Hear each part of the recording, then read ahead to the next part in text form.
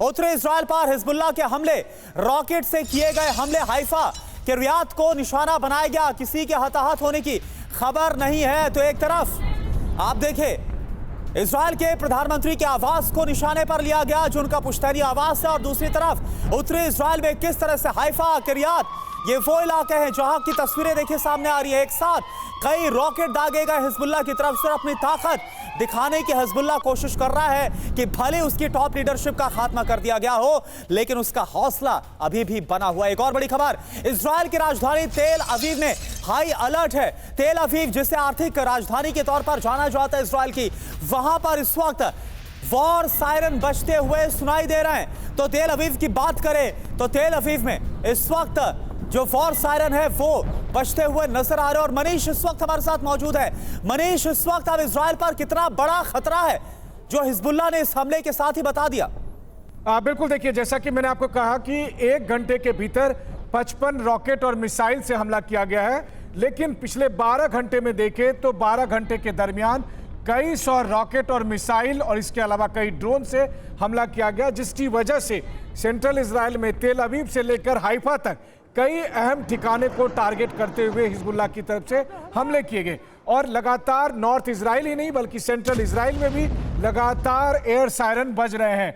आज की सुबह लगातार इजराइल में, चाहे वो सेंट्रल इजराइल हो या नॉर्थ इजराइल हो, उन पर काफ़ी भारी रही है, क्योंकि बहुत से हिजबुल्लाह के रॉकेट उन्हें जानबूझकर आयरन डोम ने इंटरसेप्ट नहीं किया, क्योंकि हो ये रहा है कि लगातार रॉकेट से हमले हो रहे हैं और आयरन डोम भी अब एग्जॉस्ट हो गया है। आयरन डोम भी सिर्फ उन्हीं रॉकेट को इंटरसेप्ट करने की कोशिश कर रहा है जो रॉकेट सीधे सीधे किसी महत्वपूर्ण मिलिट्री एसेट्स या किसी ऐसे ठिकाने पर आ रहे हैं। बहुत सारे ऐसे वीडियो आ रहे हैं हाइफा के आसपास के, जहां पर हिजबुल्लाह के रॉकेट हिट कर रहे हैं, किसी बिल्डिंग को हिट कर रहे हैं, किसी प्रॉपर्टी को नुकसान पहुंचा रहे हैं, कहीं पर आग लग गई है। तो अगर देखा जाए तो बीते कुछ घंटों में जिस तरीके से हिजबुल्लाह ने एक तरह से पलटवार करने की कोशिश की है, जिस तरह से हिजबुल्लाह ने हमला बोला है, और सबसे बड़ा हमला तो उन्होंने प्रधानमंत्री नेतन्याहू के घर पर अटैक करके बोल ही दिया है, तो हिजबुल्लाह भी आज कुछ घंटों में एकदम, अगर आप कहें तो अपने रौद्र रूप में साफ तौर पर दिखाई दे रहा है। बिल्कुल ऐसा देखने को मिल रहा है। और एक और बड़ी खबर का रुख करें, ईरान के खिलाफ इजरायली तैयारियों के दस्तावेज लीक हुए हैं।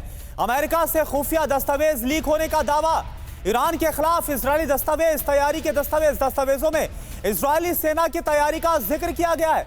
यह एक और बड़ी चिंता की बात इजरायल के लिए, क्योंकि यह माना जा रहा है कि इजरायल कभी भी 5 नवंबर के पहले ईरान पर हमला बोल सकता है, 1 अक्टूबर का बदला ले सकता है, लेकिन इससे पहले ही यह खुफिया दस्तावेज लीक हो जाना, यह कैसे संभव हुआ, यह अपने आप में बड़ा सवाल है।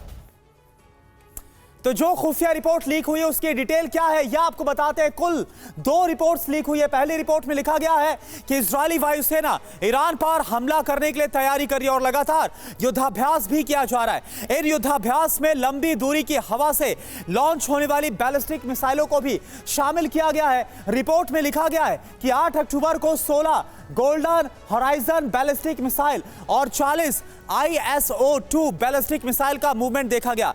बैलिस्टिक मिसाइलों से युद्धाभ्यास हज़ोर, रमत, डेविड और रैमन एयरफील्ड्स में किए गए। इसके अलावा KC-707 टैंकर्स और गल्फ स्ट्रीम विमानों के साथ ईंधन भरने, हवाई सहायता की भी प्रैक्टिस की गई है।